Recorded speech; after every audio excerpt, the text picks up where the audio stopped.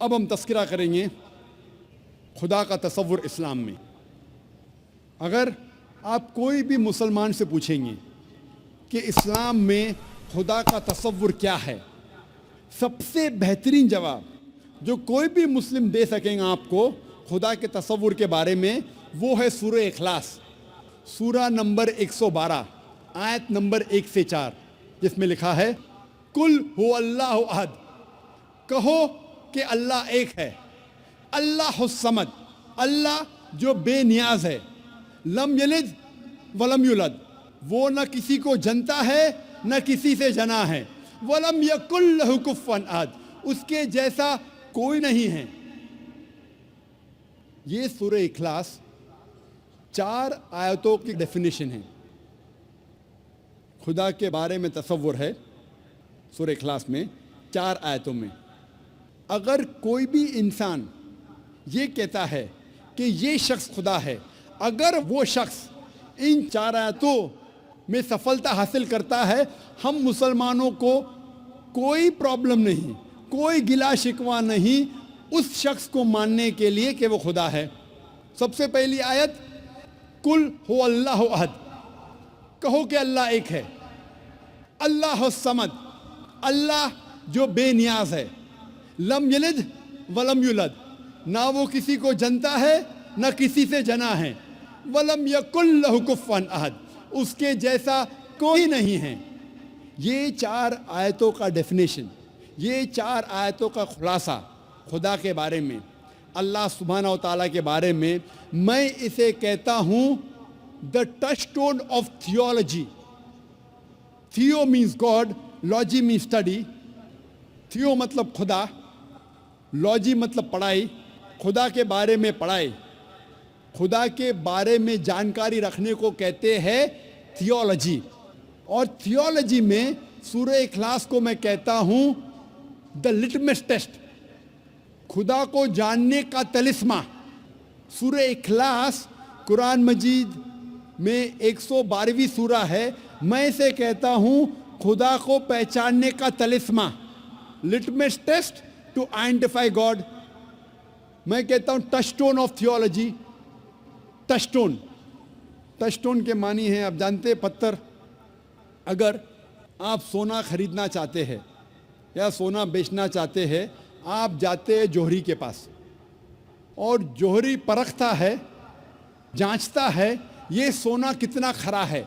वो लेता है सोने को और घिसता है टचस्टोन से, अपने पत्थर से घिसता है, और रंग देख के वो कहता है क्या ये सोना 24 कैरेट का सोना है, या कहता है ये सोना 22 कैरेट का है, या कहता है ये सोना 18 कैरेट का है, या कहता है ये सोना ही नहीं है, क्योंकि all that glitters is not gold, हर चीज तो चमकती है वो सोना नहीं है।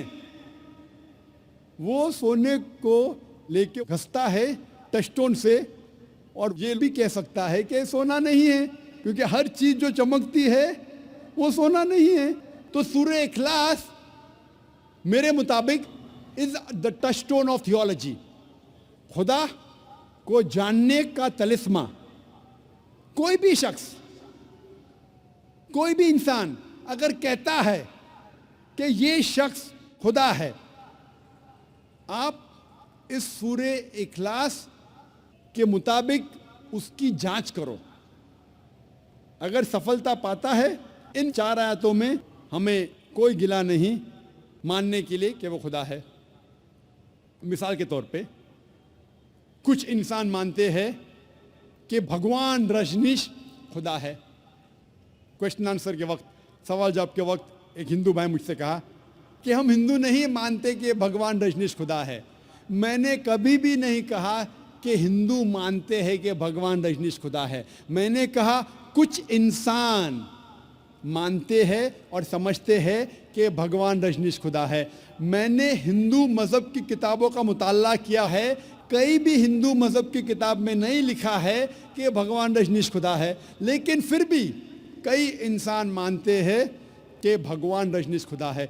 अभी हम जांचेंगे सूरह इखलास की बुनियाद पर ये भगवान रजनीश सही खुदा है कि नहीं।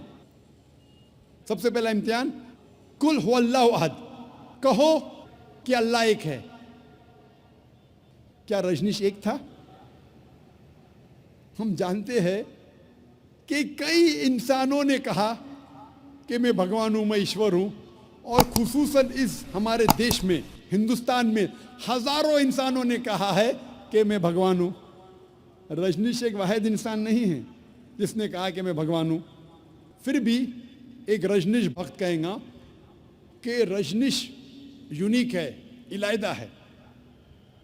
ठीक है, हम जाते दूसरे इम्तिहान पर। दूसरा इम्तिहान है, दूसरी आयत, अल्लाह समद, अल्लाह जो बेनियाज है। क्या भगवान रजनीश बेनियाज था?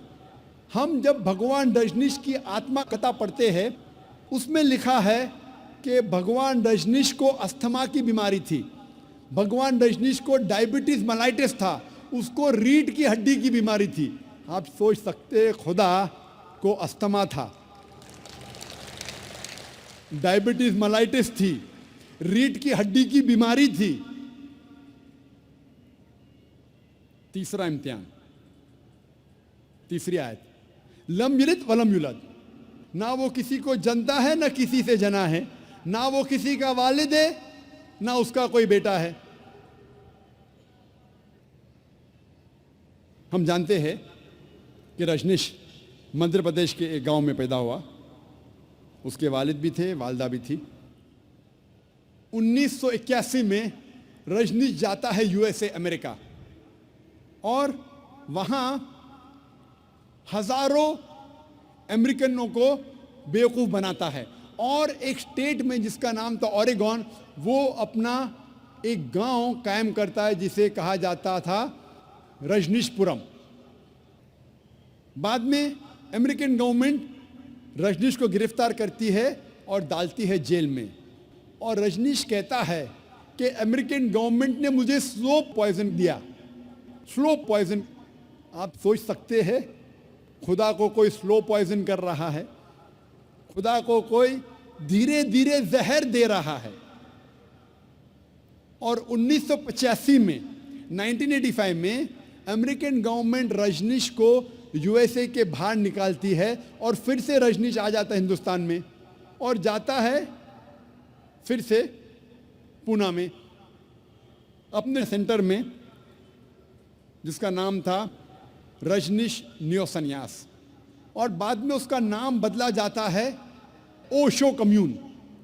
और जब आप पूना में जाएंगे उसके सेंटर में, जिसका नाम है ओशो कम्यून, आप जब अंदर जाएंगे तो आप देखेंगे उसके समाधि पे लिखा है Osho never born never died but visited the earth from the 11th of December 1931 to the 19th of January 1990।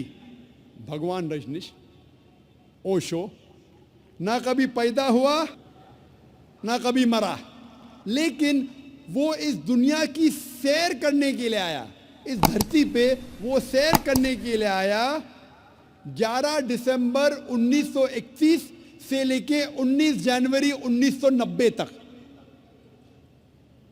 Osho ना कभी पैदा हुआ ना कभी मरा, लेकिन इस दुनिया की सैर करने के लिए आया 11 दिसंबर 1931 से लेके 19 जनवरी 1990 तक। उस समाधि पे ये नहीं लिखा कि भगवान रजनीश को 21 मुमालिक का वीज़ा नहीं मिली थी। आप सोच सकते खुदा दुनिया को सैर करने आ रहा है, घूमने के लिए आ रहा है, और उसे वीज़ा की ज़रूरत। ईश्वर भगवान दुनिया की सैर करने के लिए आ रहा है और उसे वीज़ा की ज़रूरत। और आर्क बिशप ऑफ ग्रीस ने कहा, अगर आप भगवान रजनीश को इस देश के बाहर नहीं निकालेंगे, हम उसका घर और उसके फॉलोअर्स का घर जला देंगे। और आखिरी इम्तिहान, चौथी आयत, वलम यकुल लहु कुफुवन अहद, उसके जैसा कोई नहीं। अगर आप खुदा या ईश्वर की बराबरी इस दुनिया में, इस कायनात में किसी चीज से कर सकते तो वो खुदा ही नहीं, वो ईश्वर ही नहीं। वलम यकुल लहु कुफुवन अहद, उसके जैसा कोई नहीं। अगर हम खुदा या ईश्वर की बराबरी इस कायनात में, इस दुनिया में किसी चीज़ के साथ कर सकते तो वो खुदा ही नहीं, वो ईश्वर ही नहीं। हम जानते हैं कि भगवान रजनीश आम इंसान जैसे उसकी 2 आँख थी, 1 नाक, 1 मुंह, 2 हाथ, उसकी सफ़ेद दाढ़ी थी। अगर आप खुदा की किसी से बराबरी कर सके किसी चीज़ से इस दुनिया में, इस कायनात में, तो खुदा ही नहीं। मिसाल के तौर पे अगर कोई इंसान कहता है कि खुदा, ईश्वर आर्नल्ड श्वार्ज़नेगर से 1000 गुना ताकतवर है।